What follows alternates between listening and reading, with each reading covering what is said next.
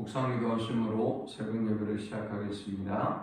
하나님 감사합니다. 간밤에도 주님의 품에 편히 쉬게 하시고 새날을 주셔서 예배케 하심을 감사합니다. 하나님만 높이고 경배하는 예배가 되게 하시고 오늘도 주의 이름으로 모이는 시간마다 초소마다 하나님의 임재와 영광을 경험하는 복된 하루가 되게 하여 주옵소서. 소망 없는 세상 가운데 하나님께 소망을 두게 하시고 주의 말씀에 소망을 두는 이 땅과 인류가 되도록 하나님 인도해 주옵소서. 예수님의 이름으로 기도합니다. 아멘. 찬송 200장 드리겠습니다. 달고 묘한 그 말씀 생명의 말씀은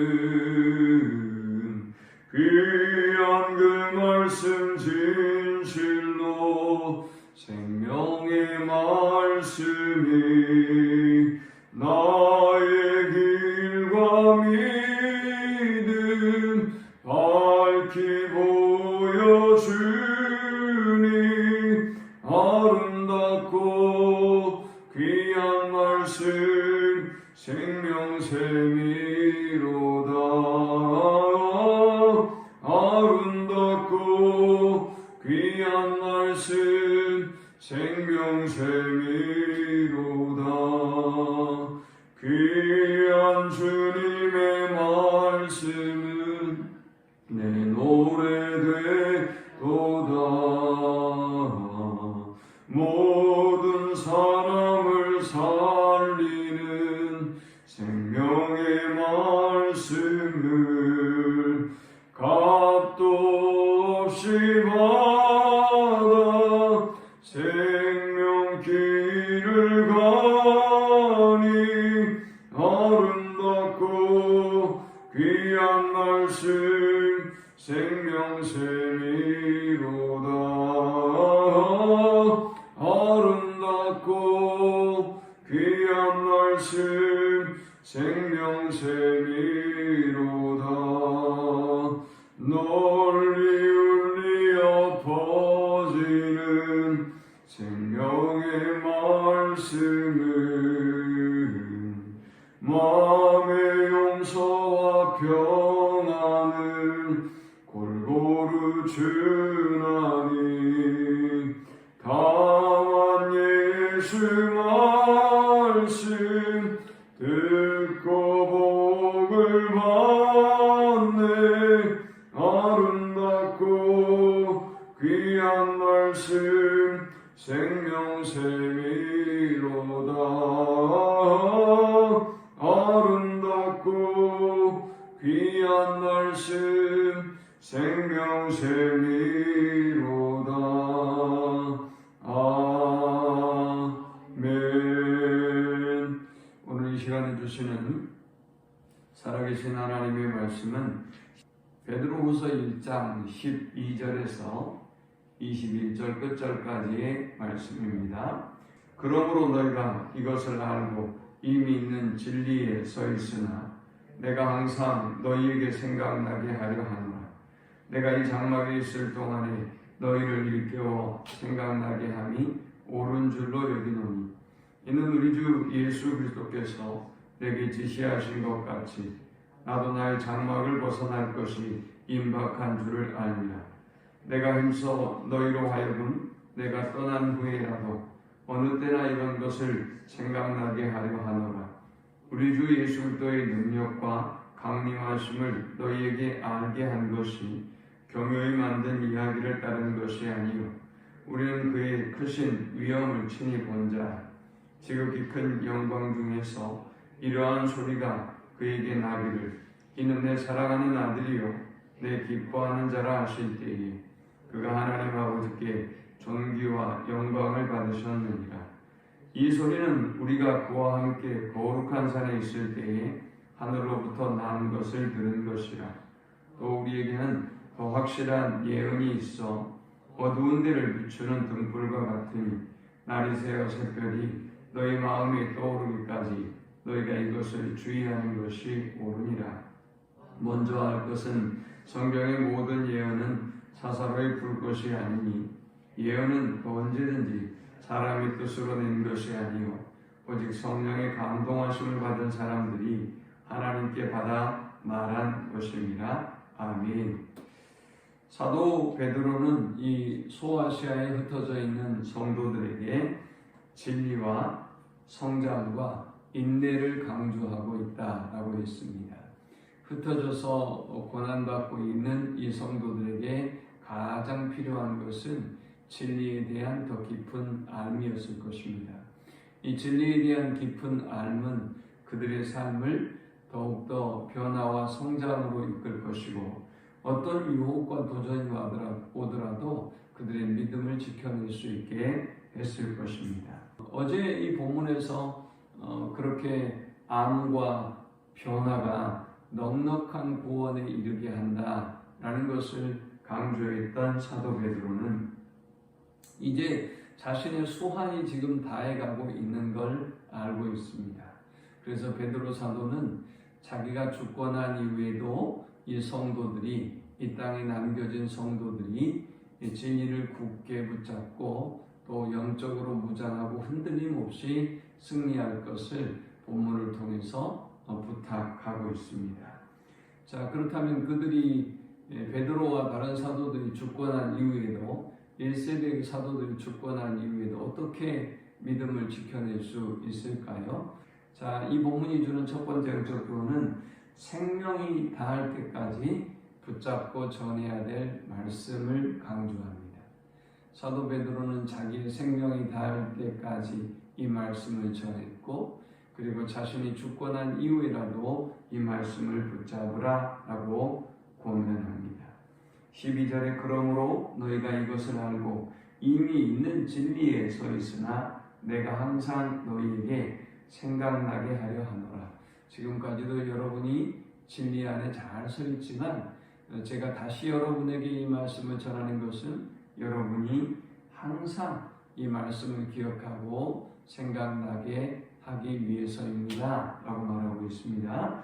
13절에 내가 이 장막에 있을 동안에 너희를 일깨워 생각나게 하니 옳은 줄로 여기노니 이는 우리 주 예수 그리스도께서 내게 지시한 것 같이 나도 나의 장막을 벗어날 것이 임박한 줄을 알미라 했습니다. 사도는 자신의 생애가 이제 다 해가고 있다는 것을 알고 있습니다. 그리고 그는 지금까지 이 말씀을 전하는 일에 모든 것을 바쳤습니다.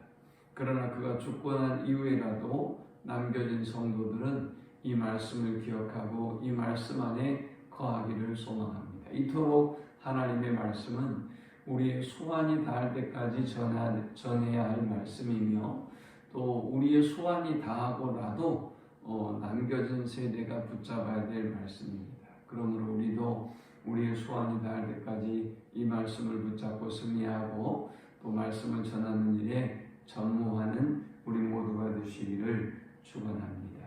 두 번째 사도는 더 확실한 말씀을 붙잡으라 라고 권면합니다.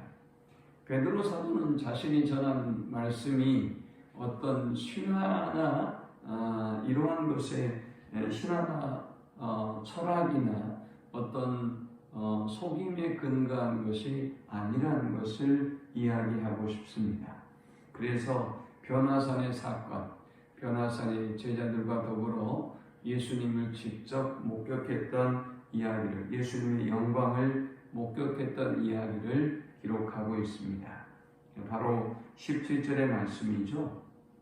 지극히 큰 영광 중에서 이러한 소리가 그에게 나기를 이는 내 사랑하는 아들이요 내 기뻐하는 자라 하실 때에 그가 하나님 아버지께 존귀와 영광을 받으셨느니라.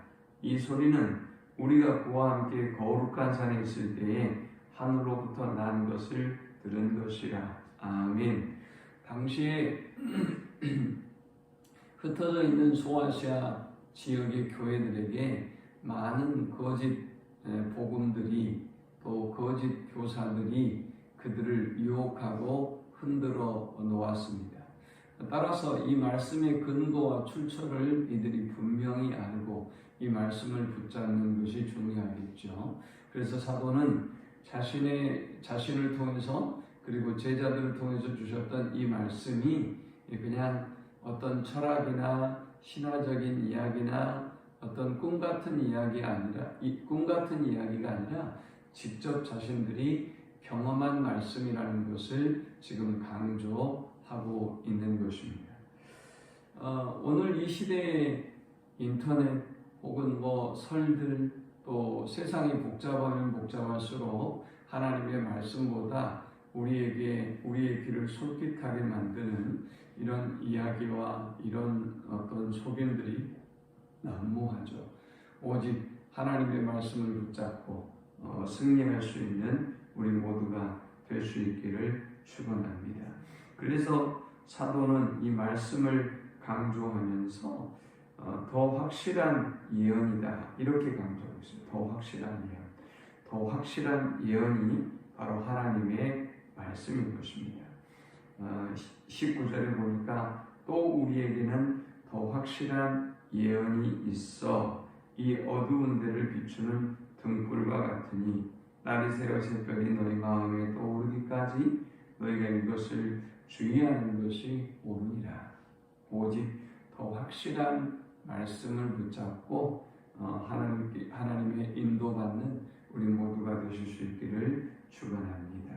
마지막 세 번째 우리가 이 본문을 통해서 얻을 수 있는 영적 교훈은 성령의 감동으로 기록된 하나님의 말씀의 권위 앞에 겸손하라라는 것입니다. 사도가 죽고 난 이후에 이 사람들이 하나님의 말씀에 대해서 하나님의 말씀의 권위에 대해서 만일 그들이 교만해서 이 말씀을 사사롭게 풀다가 그릇된 미혹에 빠질까를 염려합니다. 오늘 베드로후서뿐만이 아니죠. 계시록에서도 마찬가지고 이 하나님의 말씀을 사사로이 풀어서는 안 된다는 것을 계속해서 강조하죠. 그리고 이 예언의 말씀의 권위를 인정하고 읽고 듣고 지켜 행하는 자가 복이 있다고 계시록 1장 3절도 말씀합니다. 본문 20절에는 먼저 할 것은 성경의 모든 예언은 사사로이 풀 것이 아니니 했습니다. 성령의 감동으로 기록된 것이기 때문에 이 하나님의 말씀을 해석할 때는 당연히 어떤 정보나 지식이나 연구를 통해서 하나님의 말씀을 연구하고 또 전해야 되겠죠. 그러나 그보다 더 중요한 것이 있단 말이죠. 이 말씀이 성령의 감동으로 이루어졌기 때문에 우리가 성령의 감동을 받아야 이 말씀을 이해하고 깨달을 수가 있는 것입니다. 그러므로 성도들은 이 하나님의 말씀을 접근할 때 사사로이 해석하고 또 연구해서는 안 되는 것입니다. 겸손하게 성령의 인도하심, 또 성령의 조명을 간구해야 할 것입니다. 또 그것뿐만이 아니죠. 사도가 지금 강조하고 있는 것은 교회의 전통 속에서 이 말씀을 이해하고 해석해야 한다는 것입니다. 이건 공동체적인 교회의 권위와 질서를 강조하고 있는 것입니다. 만약 개인이 내 마음대로, 내 감정대로, 내 지식적으로 풀어간다라고 한다면 위험하다는 것이지요. 교회의 역사와 전통 속에 하나님의 말씀을 이해해 나갈 때 올바르게 이해할 수 있다는 것이지요. 또 그뿐만이 아니죠. 본문 21절에 보니까 예언은 언제든지 사람의 뜻으로 낸 것이 아니요 오직 성령의 감동하심을 받은 사람들이 하나님께 받아 말한 것임이라 했어요. 이 예언의 말씀이 성령의 감동하심에 의해서 기록되었기 때문에 이 말씀의 권위를 인정하고 그 앞에 자신을 겸손하게 낮춰야 한다는 것을 말씀하고 있습니다. 만일 우리가 성령의 권위로 기록된 이 하나님의 말씀의 권위를 성령으로 기록된 하나님의 말씀의 권위를 인정하지 않으면 어떻게 될까요? 그때는 들을 수도 없고요. 그때는 읽을 수도 없고요. 그때는 순종할 수도 없는 것입니다. 그러면 그 말씀의 권위를 인정하는 것이 인생의 복과 저주를 결정짓는 결과를 가져오는 것입니다. 그러므로 이 하나님의 말씀의 권위를 인정하고 그 권위 앞에서 겸손한 우리 모두가 될 수 있기를 축원합니다. 여기 19절에 더 확실한 예언은 성경을 말하고요. 그 다음 20절에 성경의 모든 예언 그랬는데 여기 성경이라고 하는 20절의 말씀은 구약의 말씀을 의미합니다. 그 다음 21절에 예언은 지금 이제 신약시대의 사도들을 통해서 증거된 하나님의 말씀을 의미하는 것입니다. 그래서 우리는 이 말씀의 지말에 사람들은 또 세상 사람들은 또 교인들까지도 이 하나님의 말씀의 권위를 인정하지 않습니다. 이 말씀의 권위를 인정하지 않게 되었을 때 우리는 서구의 교회와 성도들이 또 인본주의 신학이 어떻게 되는지를 역사 속에서 잘 보아왔습니다. 그러므로 하나님의 말씀의 권위 앞에 겸손하고 늘 사모하고 말씀하시는 대로 종이 듣겠습니다. 또 우리에게 지혜를 주십시오. 그리고 순종하겠습니다. 라는 자세로 겸손하게 나아가서 우리가 말씀을 지키는 것이 아니라 말씀이 교회를 지키고 말씀이 성도들을 진리 가운데서 온전히 보호하고 지키는 은혜를 경험하는 우리 모두가 되시기를 축원합니다. 하나님 감사합니다. 귀한 말씀을 통해서 은혜 받고 깨닫게 하심을 감사합니다. 오직 진리의 말씀만 붙잡게 하시고 성령의 권위로 기록된 이 성령의 인도하심으로 기록된 이 성경의 권위를 인정하고 겸손하게 청종하며 순종하는 저들이 되게 하여 주옵소서. 예수님의 이름으로 기도합니다. 아멘. 지금은 우리 주님 예수 그리스도의 크신 은혜와 성부 하나님의 극진한 사랑과 성령의 인도 교통 충만케 하심이 진리의 말씀에 도전하는 이 악한 세대 속에서 오직 하나님의 말씀의 권위를 인정하고 그 말씀대로 순종하기를 소망하는 모든 성도들의 머리 위에 지금부터 영원토록 함께 있을지어다. 아멘.